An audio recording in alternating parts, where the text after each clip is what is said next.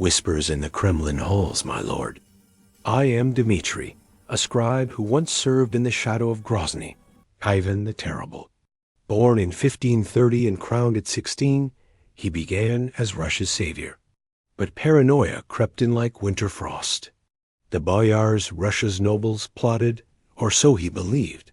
Today, I unveil Ivan's descent. From reformer to butcher, his mind a storm of fear and fury. The scars of a brutal childhood deepened by loss shaped his madness. Ready to step into the black terror of the Oprichnina? The Tsar's rage begins. Ivan's youth was forged in hellfire. Orphaned young, he grew up surrounded by scheming boyars. His mother, they say, poisoned. Crowned Ivan IV, he first reformed Russia, establishing the Zemsky Sobor, the first parliament, and conquering Kazan in 1552, opening the road to Siberia. But in 1560, tragedy struck. His beloved wife, Anastasia, died, rumored to have been poisoned by his enemies. Grief turned to suspicion, and suspicion to terror.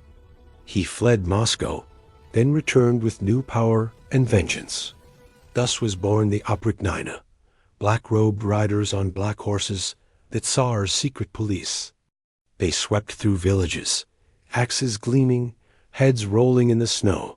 Historians whisper of bipolar shadows and grief-fueled mania. The savior became the storm. In 1565, the Oprichniki were unleashed.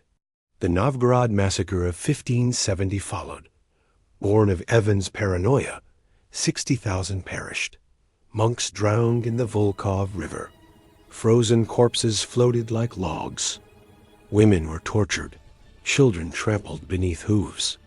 Ivan himself watched, staff in hand, striking at the slow and the weak. His mind fractured. The demons of his childhood returned. Boyars became monsters in his eyes. The triumph of Kazan turned hollow, and self-doubt gnawed at his soul. In 1581, in a fit of rage, he struck his own son dead. Guilt consumed him. He built St. Basil's Cathedral, yet its brilliance was stained with blood. His massacres were not acts of war, but the screams of a tormented soul. Why such fury? Modern eyes see the roots of trauma, an abusive childhood, and the isolating cruelty of power. In letters, he called himself God's whip. The Oprichnina dissolved in 1572, but Russia still bled. The boyar shadows haunted his throne room.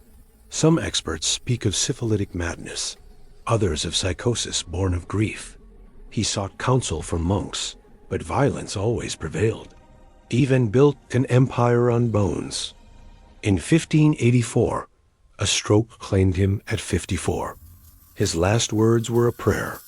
Russia soon descended into the time of troubles, famine, invasion, chaos. Yet his code, the Sudebnik, endured. The Oprichniki vanished, but paranoia still echoes through Russia's autocrats. Was he a monster or a broken man?